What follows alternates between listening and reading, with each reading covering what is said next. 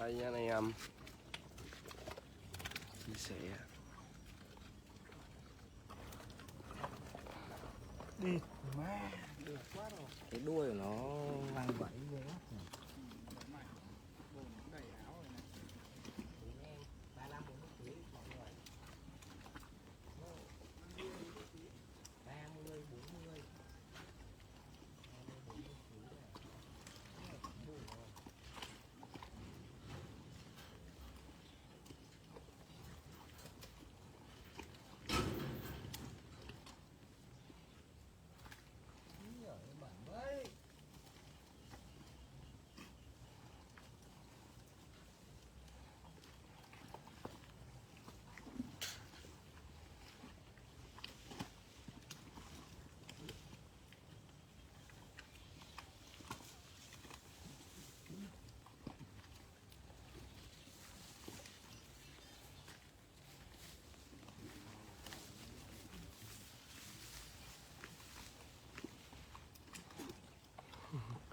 Ý giờ có mấy nhóc con ở đây.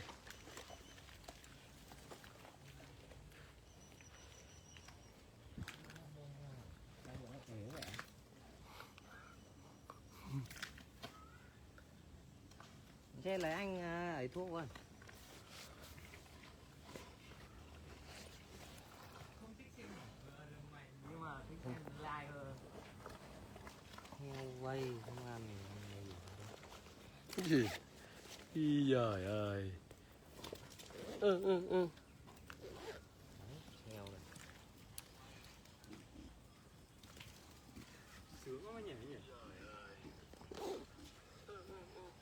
Nghe đi mọi người.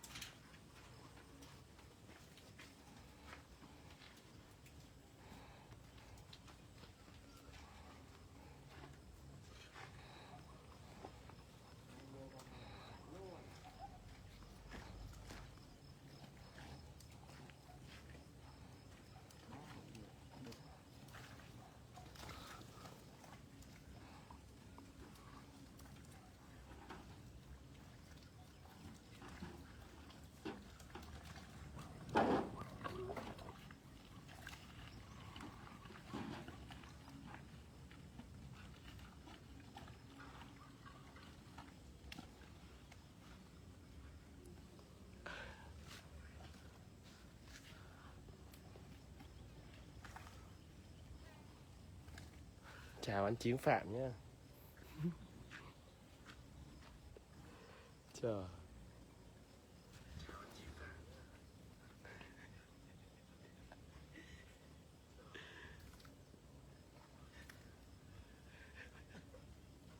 Hãy ít cỏ cho nó ăn đi phải.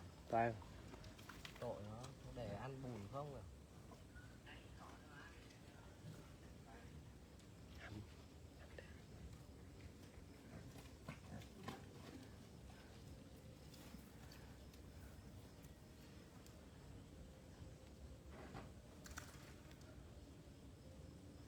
Thích nhỉ?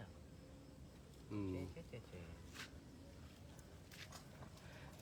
Bỏ cái máy ra làm cho đàng hoàng thế nào.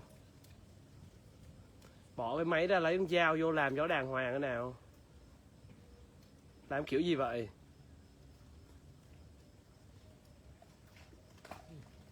Cho ai ăn đấy?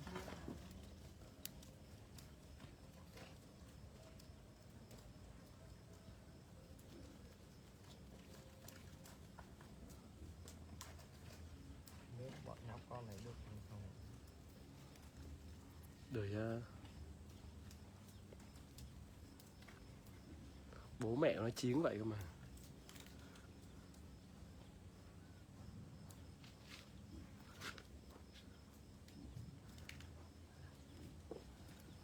Mấy con này bị người ta đặt hết rồi.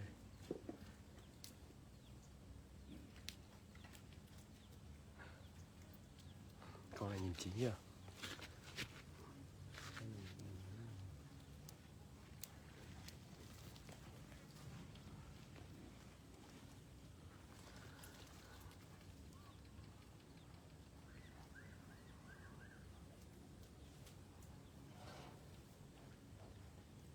thích ăn cỏ đấy nhỉ? Không thích. Đúng không? Nó không thích ăn cỏ đấy đâu, cỏ chanh thì sao nó ăn được?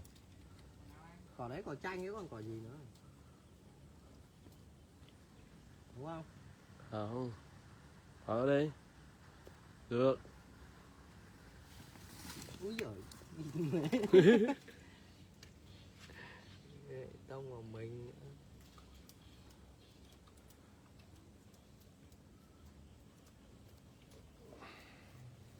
Mấy này nhìn vậy mà đẹp lắm mà.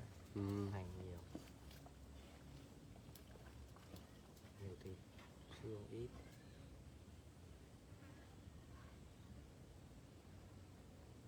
Sướng chưa?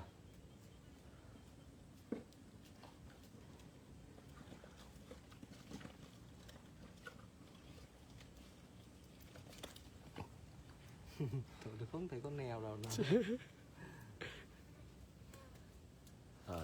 Rồi. Mẹ thở ra ăn.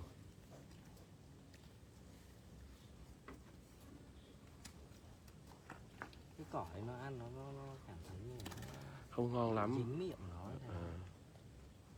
Đúng rồi.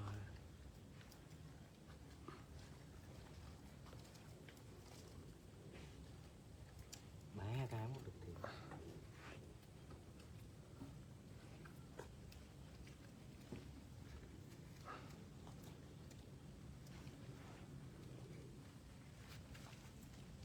Đổ máu thế à?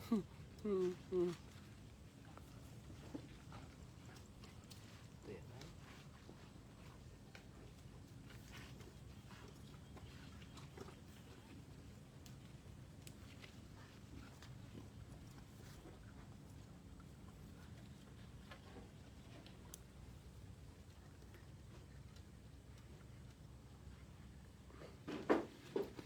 Mình sẽ kết nối nhanh hết cỡ.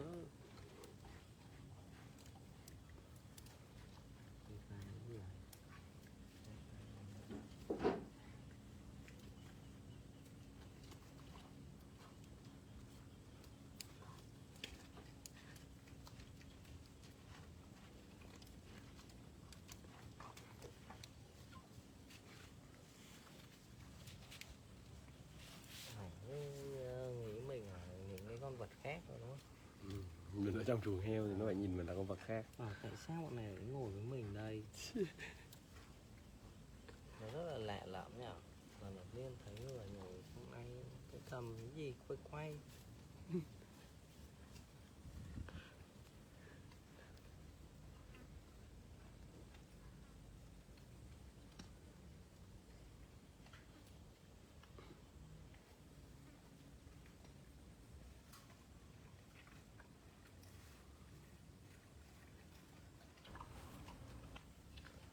Tới giờ ăn rồi.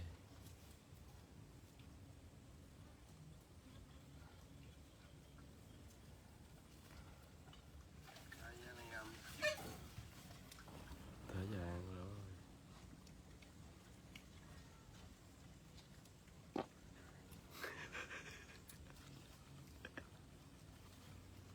Kêu chậm luôn mà. Quản ơi.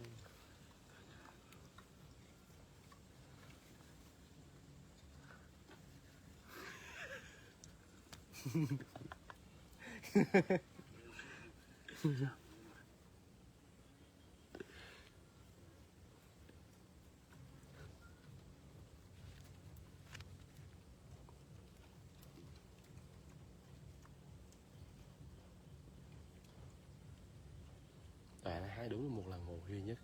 Hết. Ai? Rồi. Hết cỏ rồi. Hết sạch cỏ.